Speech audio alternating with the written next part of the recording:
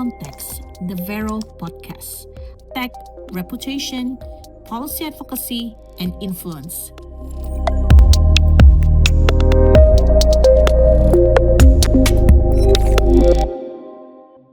Hello, I'm Chatrine Siswoyo. I am your host for InContext, the Vero Podcast. And I'm very, very glad that you are here in our very first episode. So now, for us, there is something meaningful about launching this podcast in March. March is International Women's Day. It's a moment to celebrate, yes, but it's also a moment to reflect, especially for us as women. When we talk about women in leadership, especially in competitive industry like tech, we often say we've made progress. Well, technically, we have. But, as technology is transforming economies across Southeast Asia, reshaping industry, changing our life, the sector itself, it's still predominantly male. Now, there is actually a study in 2025 by Singapore government that surveyed around 4,000 workforce in tech industry across Southeast Asia, found that only 30 to 40% of workforce are female. And the higher you go, the fewer we are. Actually, unfortunately, there is still only 8% female leaders in tech, right?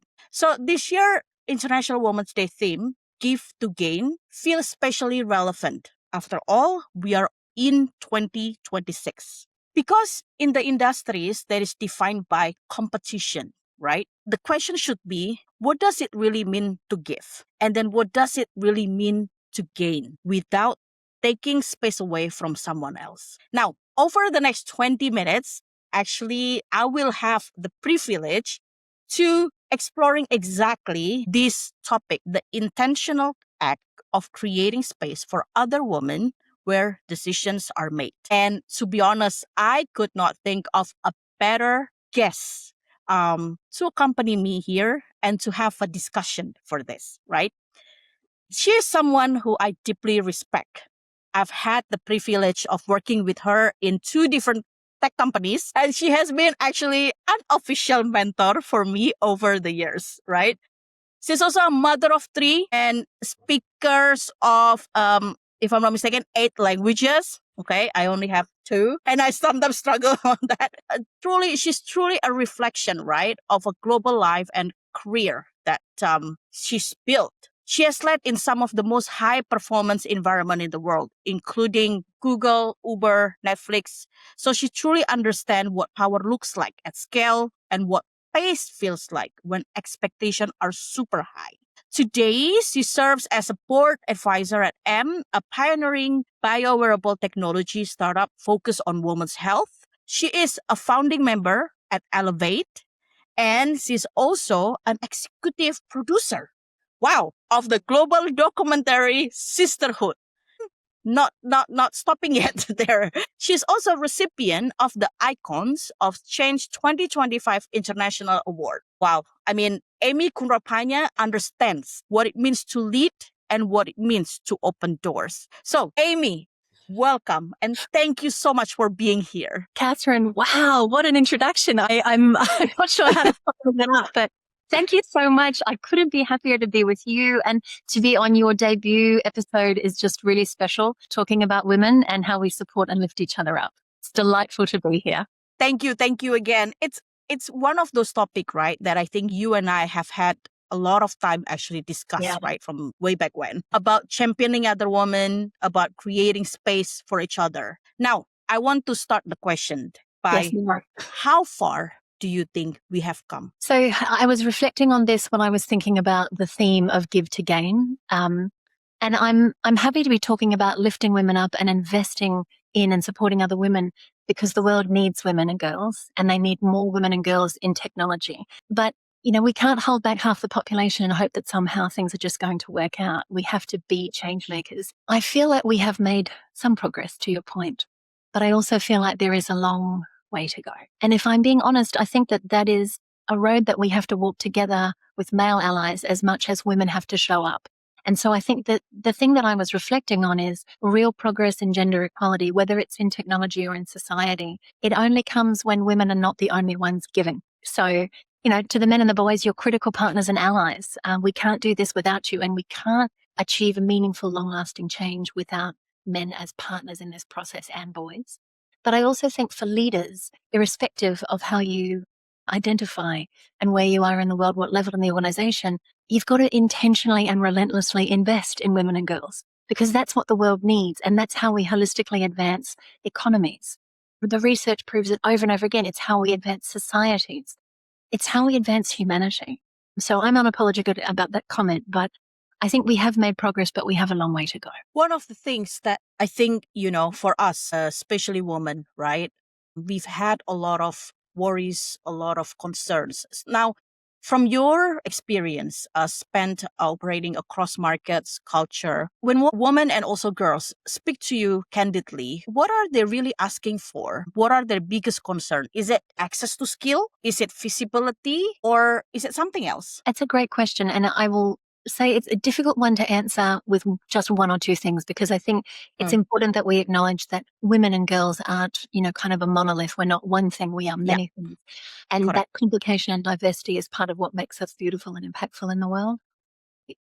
Frequently get asked questions by women who are in early stages of their career about how they can position themselves for growth and for, to your point, not just visibility, but for impact.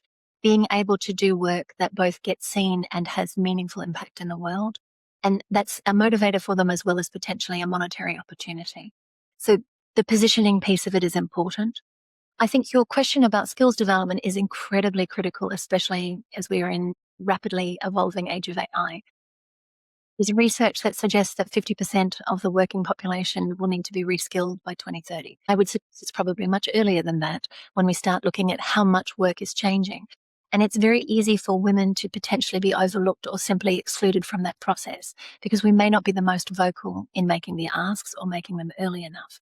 When I talk about girls, and particularly kind of, younger in school years, perhaps in university years, a lot of the time, I think one of the, respectfully, I would suggest, lies that perhaps we have been told or we now believe is this idea that somehow at this very early age, we need to know what we want and how we're going to get there. I think about myself when I was in university, when I was a new graduate, I had my entire career mapped out for me. I knew exactly how it was going to work out. And my has the path been different. But I am better for it. And I think sometimes actually giving, younger professionals and even younger students the ability to understand it's okay not to know all the answers. It's okay to want to explore, to come with curiosity as opposed to, a single-minded path that this must be the way. Because oftentimes what happens is we get into a thing and realize maybe it wasn't what we thought it was going to be, or it doesn't line us up the way we want to. And the experience is not wasted, but that's where pivots and, left turns, sometimes by surprise, come into our linear career paths, which I think is, every successful woman I know, that's a truth for them.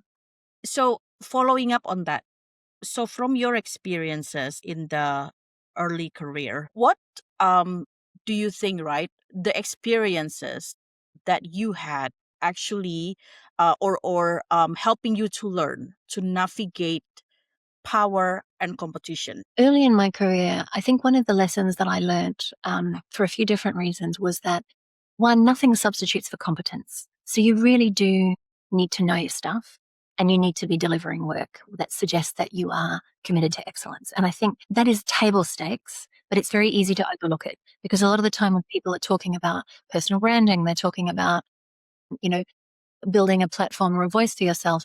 All of those things are important, but you've got to back it up with the actual work. And so I'm a big believer in doing the thing and doing it with excellence. But I also think that there's an important pairing, and this is something I would say I've learned much later in my career that wasn't necessarily something I observed as a young professional. Empathy has to be excellence has to be paired with empathy. I say that because it's okay to set the standard very high, to set the bar high, to lead by that example, to invite those around you and potentially those who work for you to have that same high standard. But if you are not personally invested in the lives of the people who work with and for you, you don't get the best results. And people know when you're phoning it in. They know when you don't care. And this is not about the fact that you have to wear your heart on your sleeve, although if you're a leader who does that, amazing, don't lose that. Don't let corporate knock that out of you. But you want to have a little bit more emotional reserve. It's about making sure that you understand how you're going to show up in places that are authentic for you and also vulnerable in a way that doesn't necessarily hurt your ability to be taken seriously and seen for everything you bring to the table. So early in my career, I would say doing the work is important and delivering the result. I was definitely, recognized early in my career because I was delivering things that seemed impossible. And people would ask, wow, how on earth did we get that done? Oh, it was Amy, great. So that's a way that I was, early established in an organization. But that is enough in and of itself. And I think to your point, a lot of us, sometimes we're told, or maybe we kind of internalize this message that the work will speak for itself, but it doesn't speak alone. And it doesn't necessarily do full justice to everything that has gone into the results that you have delivered. So you have to learn to speak to. And that's really, really hard thing to do early in your career, and something I would suggest that women traditionally have, or stereotypically have, challenges in doing that more so than men.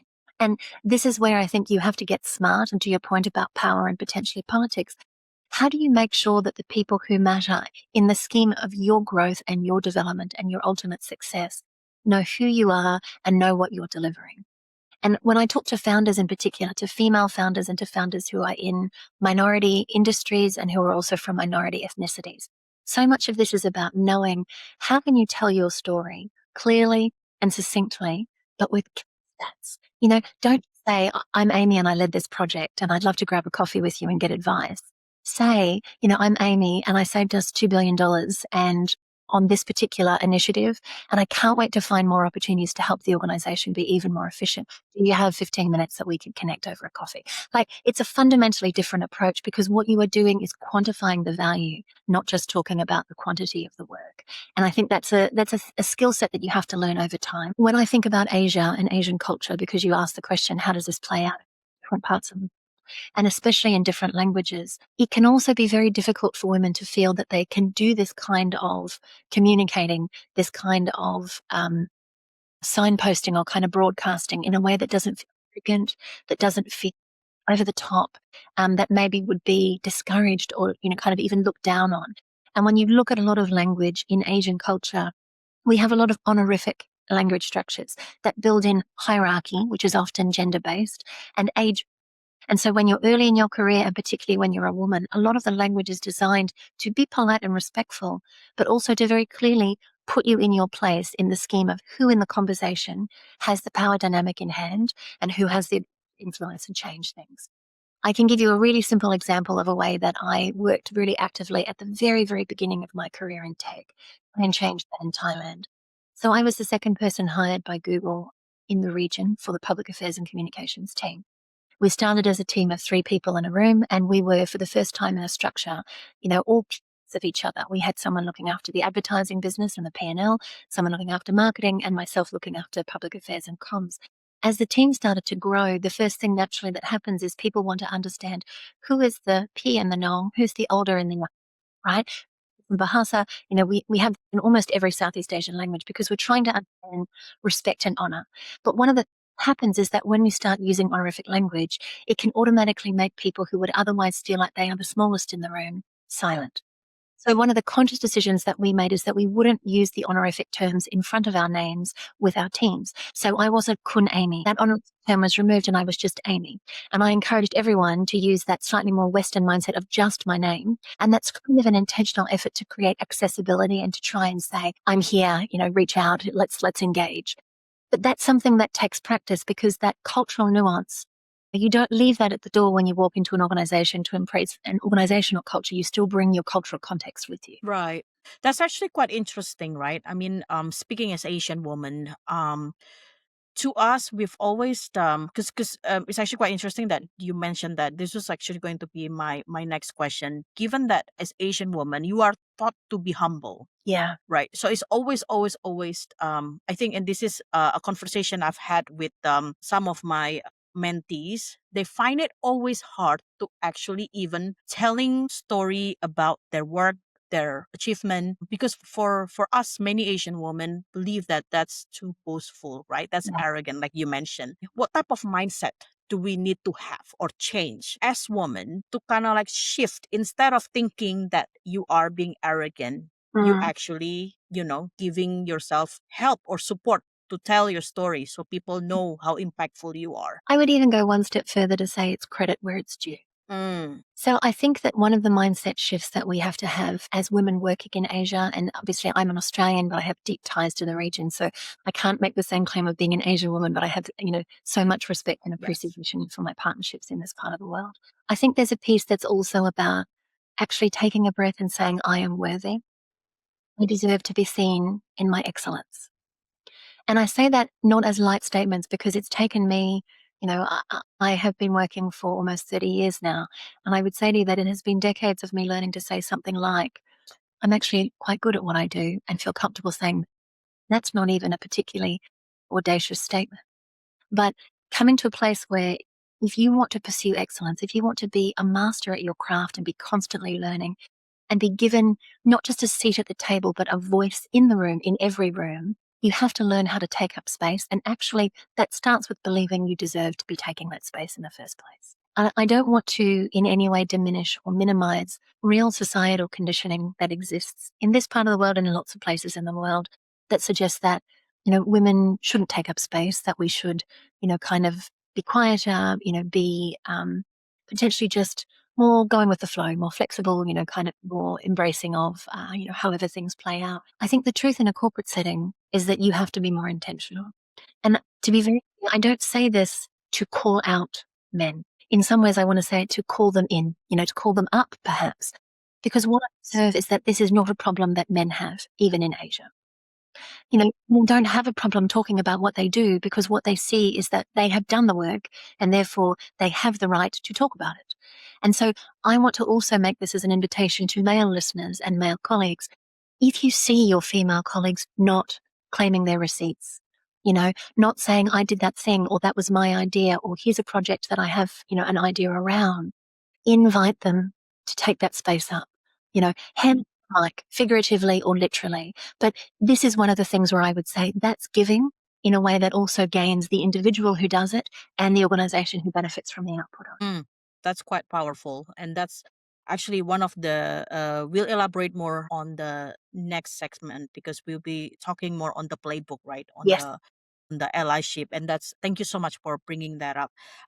So when you touch on the quantifying, when we try to not sell, but advocate for ourselves, right? We want to be able to quantify our impact. Do you think that also applies to men or only women? Let me flip that a little bit to give you an example. So there's research that I think you're probably familiar with, but it kind of happens annually and the numbers haven't changed very much. But it suggests that when two candidates, a man and a woman, look at a job description and think about applying for a job, women will apply when they meet 100%, frankly 120% of the qualifications requested, and men will apply when they have somewhere between 40 and 60%, depending on their age, the industry, and the part of the world. So part of me thinks that this actually isn't just about how do you say the thing. It's about from the starting point, before you even have to say anything, we're starting with a mindset that suggests men are being recognized, being invested in, being promoted, being praised for their potential. But women, they are expected to do this based on their actual performance, not the potential of what they might bring, but what they've already done. And I would say to you, this is an interesting kind of analogy, live for this conversation, but it reminds me a lot of both the potential, but also some of the gaps in what is happening when it comes to AI and the development and rapid evolution of models. Because at the end of the day, AI is only as good as the data that goes into it. And the data right now, when we talk about historical data, the data is not unbiased and neutral, particularly as it relates to women. If you extrapolate that into other industries and to other areas of interest, there are huge gaps in that data. And if what we are using is historical data to identify patterns and trends, that actually creates something very problematic for the future. We have the ability to change, but to your point, if only 8% of women in leadership in tech, that's a problem. There's another stat that I think is equally concerning. Roughly 20 plus low 20s percentages of technical talent. So the engineering expertise that is building the tech of the future, whether it's purely in the AI space or it goes beyond that, 21 to 23%, consistent for the last 5 years. So if we don't have more women leading, but also if we don't have more women building, then we're not actually creating a space where that idea of quantifying value inherently understands both perspectives, because the gendered lens is real. I hate to ask this, but are we doomed? It seems like we haven't made major progress, right? I mean, we can keep this later, but we keep this is like one of my frustration as well, right? When we were discussing about this topic, we keep having International Women's Day, right? Yes. But yet the progress is very slow. How do we know when we get there? How do we know if we already there? Or do we just give up, right? So look, I'm going to say a couple of things. I love that you asked the question, Catherine, because it's so true to, I think, the importance of saying the thing out loud, whatever the thing is. Because I guarantee you there are people who are listening who feel that intimately, potentially even every day. So the thing that I would say to you is, I can't take a mindset that says we're doomed or there is no path forward that solves these problems, because I'm a mother. Yeah, and I refuse true. to believe that there is a world that is not something that I can influence to be better for my children, who will outlive me and who deserve something that is not, for example, my full lifetime and their full lifetime away, when we talk about gender parity, for example. Yeah. The idea that it will take more than 100 years for women and men to be paid equally, that's not okay. I mean, let me give you another example that's still deeply involved in tech, and something I'm obviously very involved in right now in terms of women's health.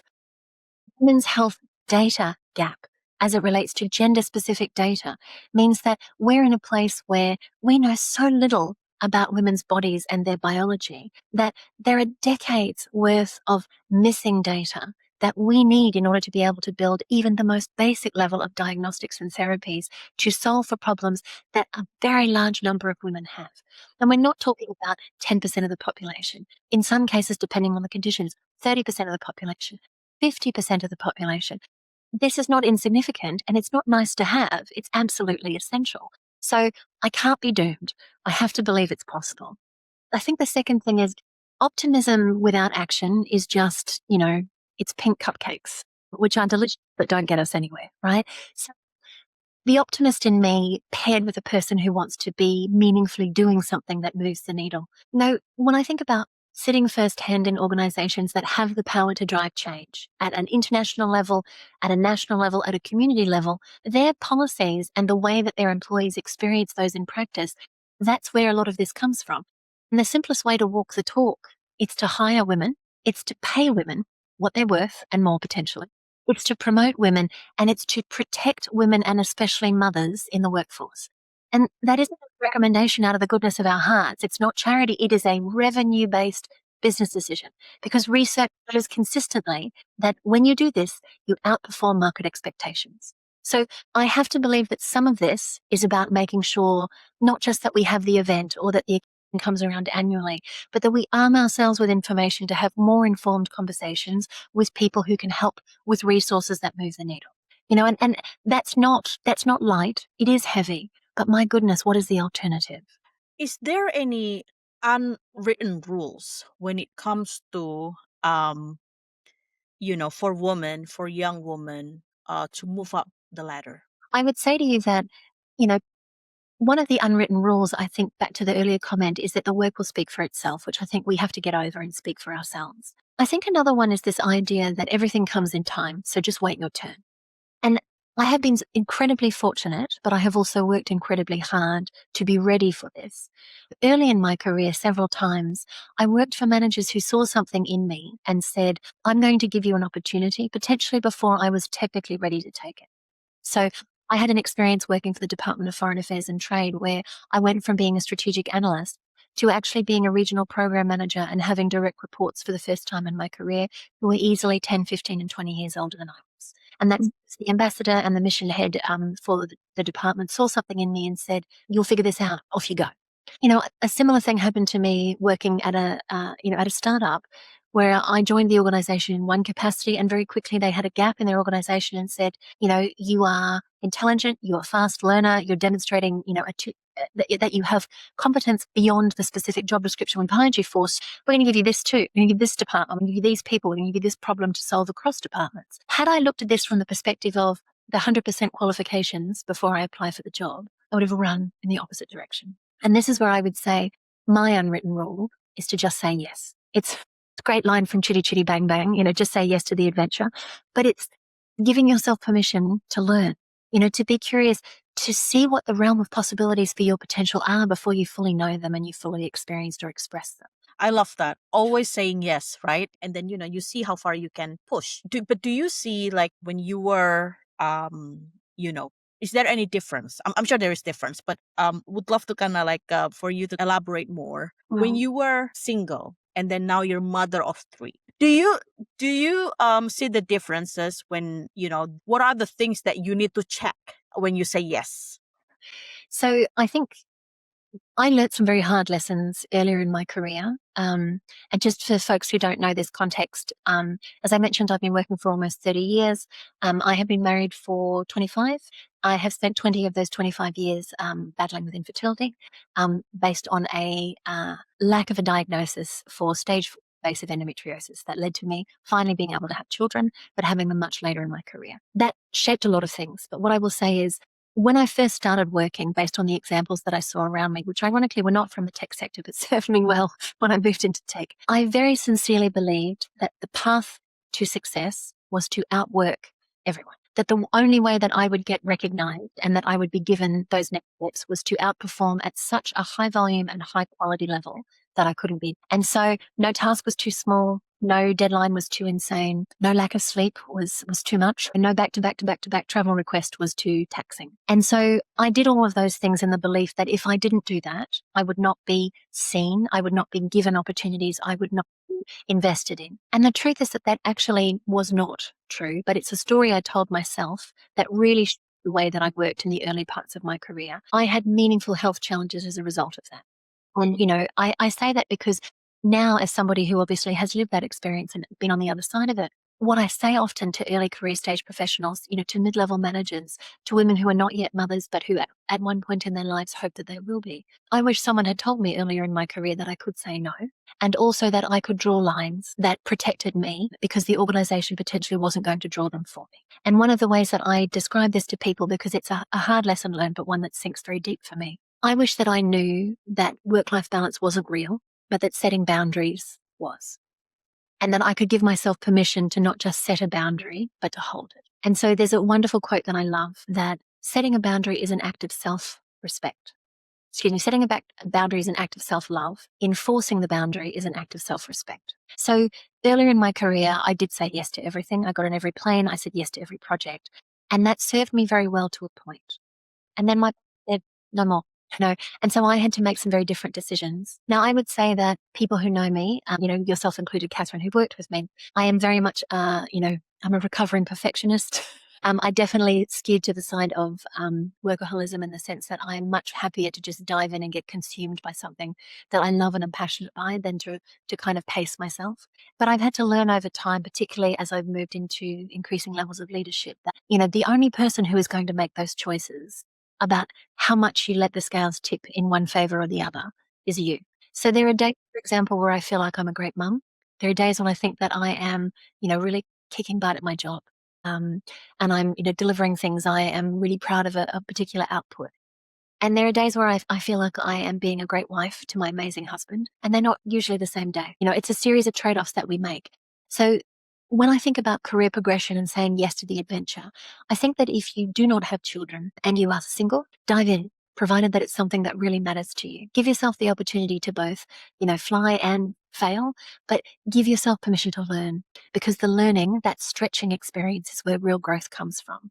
And it accelerates so much if you're willing to truly dive in and go all in on something. If you have other commitments, and to be fair, not only just motherhood, it could also be caregiving responsibilities for elderly parents. It could be your own health potential issues. It could be, for example, if you have a partner and they have a specific work commitment geographically that doesn't allow for flexibility for you. I think sometimes it's about making sure you understand what matters and how do you pursue what matters to you professionally. To that point, right? What is your advice for organization, for instance, either in tech or other different, industry, who are serious in trying to support accommodating women, and they really want to change the outcome or helping to be ally for women? Yeah. So I I thought about this a lot because I don't want to give you vague platitudes. It's enough of those already. So with your permission, let me give you 6 very specific things. First thing I think that organizations could immediately do today with the will to do it is to get serious about performance. And what I mean by that is one of the most immediate and impactful changes that an organization can make today is to improve the experience for women, particularly in tech, when it comes to transparent, equitable, and objective criteria for performance and for promotion. This is what helps us to remove what's called the broken rung phenomenon, that this where the men get moved up and they get invested in based on potential, but women have to demonstrate performance. In a number of organizations that I have worked in, I have had the privilege of writing the first ever criteria for performance for functions, demonstrating what are the competencies that we value and what does excellence in that competency versus an introductory level mean, so that people can understand how we actually plan functional, specific, or technical training programs that allow you to move across that spectrum. The second thing, and this is so simple, but it's so prevalent, is we have to completely rewrite job descriptions. So job descriptions, what they're inadvertently doing is that they're making qualified candidates who are women generally not put their hand up. And so some of this to the conversation we've had is about the 100% versus the 60 or the 40% meeting criteria for qualifications. But some of it's also about unintentionally using words that are generally male coded or stereotypically male attributes for leadership. And that kind of laundry list of things unintentionally deters women from saying, actually, that's describing me. I can see myself in that role. So, this adjustment alone, just the idea of changing the way that we describe what we're looking for, writing more inclusive job descriptions, it could have an immediate impact on widening the pool of candidates without a company necessarily having to make any other very significant resourcing commitments. Addressing unconscious bias in hiring and promotions, especially in the age of AI. So this is a huge barrier from a gender diversity and gender equity perspective, and it's across industries, it's across levels, it's hiring and it's promotion. And I want to give you 2 real case studies. So a Harvard Business School study talks about the fact there were 2 exactly the same resumes with a male and a female name. And without exception, in every instance where this experiment has been run, the male candidate was perceived to be more competent than the female candidate, where the only difference in the resume was the name. Take it one step further, and this is especially true in the age of AI, if you are in recruiting, if you're in talent acquisition, if you're in people operations and HR. Reuters did an investigative piece coming up on almost 10 years ago now, but it was about the perils that big tech experience when they use AI for recruitment, for that process of accelerated selection. So this actually became subsequently an Oxford case study, and it's about Amazon and a tool that they built to help them accelerate their recruitment process. The idea being you throw in 100 names and it will spit out the top 5.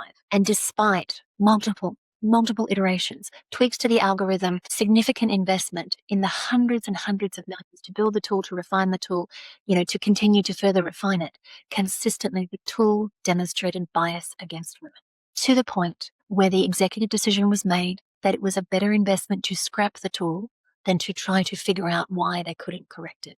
It's also about something as simple as how a company widens the pool by thinking about candidates as an example.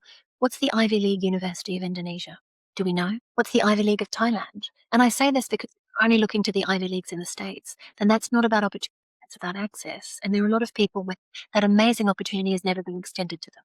But does that mean they lack excellence in their environment or the ability to demonstrate more if given the opportunity? But when we talk about diversity in a process, so many interview panels that I have experienced have no women on them. Many times they don't have individuals who represent the geographies of the roles that I am in discussion for. So someone potentially, someone, for example, from Southeast Asia. Sometimes we don't have individuals that just give organizations the opportunity to show and not tell that this matters to them, but who they put forward. This is a reflection of who we are and how you can better understand the organization that, is trying to coax you into joining. A really different example, but an equally similar one when we're talking about unconscious bias in hiring and promotion. Rethinking family planning in development discussions. So, for example, pregnancy shouldn't exclude a talented candidate from being hired. It also shouldn't exclude them from being promoted. If they did the work, recognize it. It so frequently does, though. And this is as well as, for example, our earlier comments about wider health and well-being policies, so women can receive the support they need at every stage in an organization. And that's, for example, from matrescence, so the evolution of becoming a mother, through to menopause, which is obviously a reality in the workplace now at a higher volume than it ever was before. But so few policies have actually caught up to that. So the last two thoughts, I think prioritizing flexible work arrangements is so important. COVID taught us a lot. There's an incredibly large volume of research that says the vast majority of employees prefer some form of remote working. But it's not just about making people feel good. It's about recognizing that when you have flexible work arrangements, you are intentionally or unintentionally enabling women who are disproportionately impacted to show up more fully in their excellence and to have the kind of impact that they want for their career over the long term. Because they're disproportionately impacted when it comes to caregiving, whether it's parents or it's children, or to healthcare burdens. I think the statistic is so frustrating, and yet this is our current reality. Women spend 25% more of their lives in poor health because of this gender health data gap. So that isn't just a societal or a family issue. It's also a workplace one. Because the longer you're in poor health, the more sick days you'll need, potentially the more burden that you are on the organisation's health benefits and wellbeing policy. So if we can make meaningful progress on this, we have to normalise flexible working. We have to normalise investing in employees holistically so that they can show up, but also they can bring their best selves into the workplace. I know we talked about this a little bit, but, mentoring and sponsorship, not by default, but by design. It's very easy for organisations to assume, great, there are senior women, it will just happen. People will find each other. Women with mentors, 56% more likely to have a seat at the decision-making table. It's about companies being intentional about creating a structure that allows women to learn from each other, to see role modelling, to ask hard questions in safe spaces, and also to be given the opportunity for development in real and tangible ways. And then just the last one won't surprise you, but it's investing in continuous learning and development. Thinking about this, because if we don't, we will get left behind. But an organisation by no means can say that they have the absolute most talented individuals in the world within their four walls. That's quite strong. And I think that's definitely giving a more practical advice, right, or recommendation. And one thing that really struck me, and I think, through our experiences working together, you always show empathy. And to me, when, hearing more during our conversation, it's definitely shown on how important it is to kind of like trying to put yourself on someone else's shoes and trying to understand the background, the context, right? Because that's what probably would be able to, not only just push us to towards better progress, hopefully in International Women's Day, but also better society, right? Because then people can be more thoughtful. So with that in mind, if you were to advise someone like me, I don't want to say I'm a young woman, but like, young woman professional, woman in leadership, what does give to gain look like in daily practice? Okay, I think that you need to show up authentically, vulnerably, visibly, and vocally. It's not meant to be all these, but we are talking on the Vero podcast, so that's probably a good thing. And I will say this very honestly, that it has taken me a long time to be comfortable doing that. It's a muscle that you have to learn to flex. Very early in my career, did not observe women in leadership in any capacity for the first decade plus of my career. And so I had never seen empathy or vulnerability modeled through the female lens in the workplace. I really looked at my emotions as, kind of something that I had to build armor around to protect myself from, because they would be perceived as a weakness. I have subsequently learnt by working for phenomenal, talented female leaders that there is a balance. There is a way to demonstrate authenticity and vulnerability that is actually incredibly powerful and doesn't have to be seen as either a weakness or, an attribute that lacks leadership or lacks authority. But it's a muscle that you have to learn to flex. I think you have to talk about talent. You have to. You have to proactively plan succession and develop your strategies, not just when someone comes to you because they want to resign or because it's that time of the year. I worked for someone who's had a really singular impact on my career. And her philosophy of this was that at any given time, if you're a leader, you should have 3 potential successors in the organization that you have already identified. One who can step in tomorrow, one who can step in a year's time, and one who'll be ready within 2 to 3 years. And that shapes how you invest in those individuals because of how you see them show up and what you can subsequently see as the potential trajectory for them.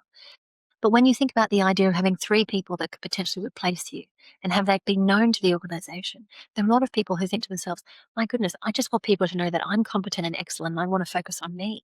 If you talk about talent, if you demonstrate that you can attract and retain talent, not just for your organization functionally, but for the entire company, you bring a level of value to the business that is invaluable.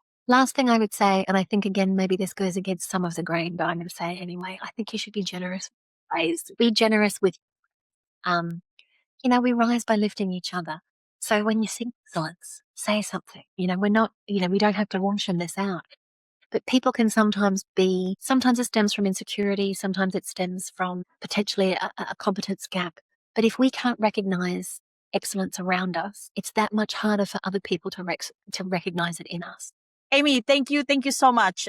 Thank you for your honesty. Thank you for your leadership. And more importantly, thank you for grounding this conversation into something special, which is, not just aspirational, but through the discussion that we had, you actually also give practical examples on how we can not just celebrate the International Women's Day meaningfully, but also make an impactful change, not just for women, but also organization. Because to us, conversation like this matters, and real change does not just happen when, underrepresented group works harder. It's also happen when those are in power actually makes change. Yeah. And we talk about, are we doomed or not? I think the basic question should be, are we bothered? Are we willing to be bothered, right? Mhm. Are we bothered enough to question comfortable system? Yeah. Are we bothered enough to open doors when it was once open for us? Are we bothered enough to share space even when the space is limited? Wow. Because if we're not bothered, nothing changes. But if we are, I think progress compounds. So thank you again for joining us, Amy. Super excited for you and your endeavor. I think, there'll be more stories that I'm pretty sure I will hear from you and about you, always cheering you on. And thank you again for all the audiences that is watching us and joining us in our first episode of In Context, the Vero Podcast. See you on the next episode. I'm Chatrine Siswoyo, signing off. In Context, the Vero Podcast.